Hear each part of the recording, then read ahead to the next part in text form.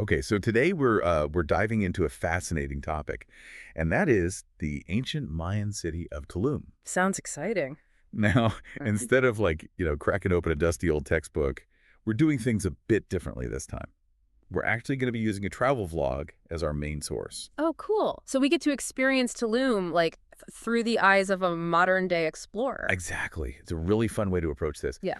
Um, right away, like in the first few minutes of the video, the tour guide, he points out this carving Okay. of something called the descending god, A descending god. Muzenkab, Okay. who is the protector of bees. Interesting. So, I gotta ask, what is it with the Mayans and bees? Right. You don't hear bee god every day? Well, for the Mayans, bees played a super important role in their culture. I mean, think about it. Honey. Honey was a huge food source back then. They used it in all sorts of ceremonies. And get this, they even believed honey had a connection to the afterlife. Wow. Yeah, they saw it as like a bridge between the worlds. That's pretty amazing. So we're talking about honey, not just as like something sweet, Right. but as something like sacred. Exactly. It was like liquid gold to them, both literally and symbolically. Love that, liquid gold. Yeah. Okay, so moving on, this vlog also shows these just absolutely magnificent ceiba trees. Oh, wow. And the guide, he calls them secret trees. So naturally I'm thinking, okay, what's so secret about them? Good question. I mean, every tree has its secrets, right?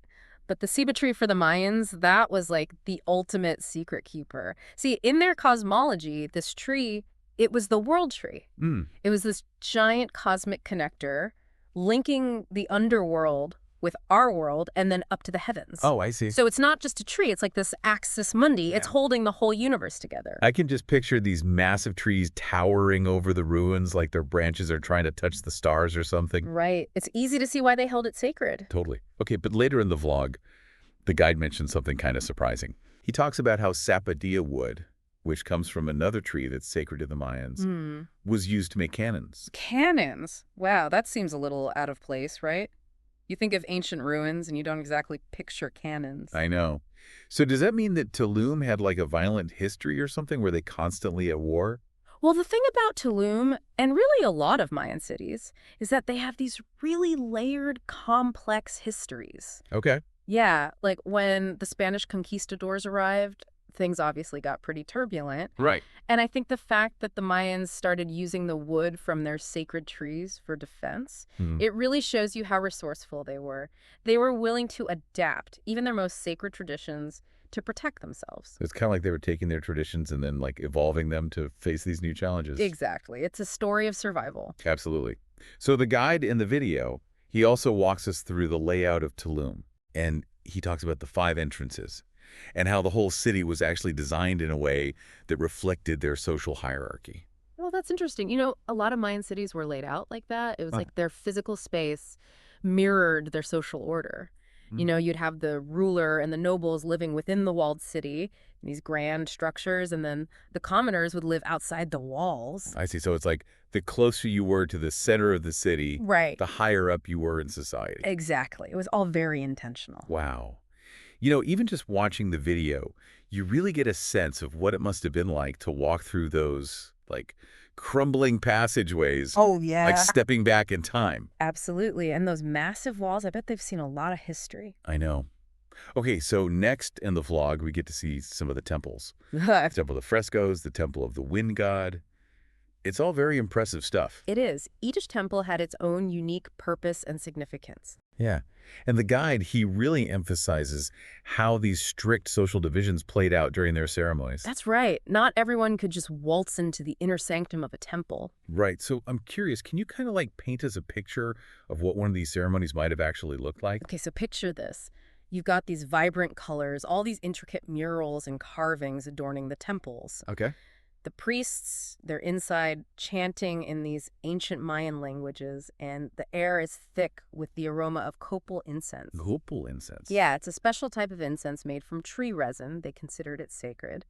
And then outside the temple walls, you've got crowds of people gathered, all hoping to catch a glimpse of the rituals taking place inside. Wow, I can practically hear the chanting and smell that incense. It must have been an incredibly powerful experience to witness. Oh, absolutely. These rituals, they were a vital part of Mayan life. It was their way of connecting with their ancestors, their gods, the forces of nature. It's fascinating how deeply connected they were to the spiritual realm. They believed that everything was interconnected. Yeah. And speaking of connections, the guide also talks about the name Tulum. Right. It actually comes from the Mayan word for wall or fence.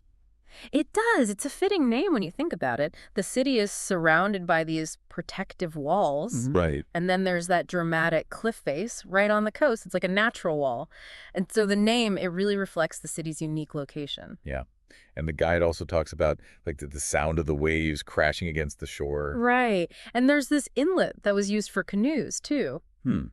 So it sounds like Tulum was this vibrant hub influenced by both the land and the sea. Absolutely. It was a strategic location for trade, and, the sea also played a huge role in Mayan mythology. It all ties together. Yeah, Wow. This whole deep dive has been absolutely fascinating. it really has. So if you could visit Tulum today, what would you be most curious to see? Ooh, that's a tough one. But honestly, I think I'd be most fascinated by the astronomical alignments. The astronomical alignment. Yeah, the Mayans were incredible astronomers. They were able to track the movements of the stars and planets with incredible accuracy. That's right. And they actually designed their buildings to align with certain celestial events. Like, imagine standing in a temple and witnessing the sunrise on the equinox, perfectly framed by a doorway. Oh, wow. To experience that firsthand, to see how they blended their knowledge of the cosmos with their architecture. That would be amazing. Yeah. I think if I were there, I'd just want to find a quiet spot among the ruins and just like soak it all in. I get that. It's like you can feel the weight of history in those stones. Exactly. It's like the energy of that place would just wash over you. It's powerful stuff. Yeah, it really is. Well, this has been another incredible deep dive. I agree. And for anyone listening, remember, this is just a glimpse into the incredible world of the Mayans. There's so much more to discover. Definitely. So go check out a museum, read a book, or hey, maybe even plan a trip to see these incredible ruins in person. Who knows what secrets you might uncover. Exactly. The past is full of mysteries waiting to be explored. You got that right.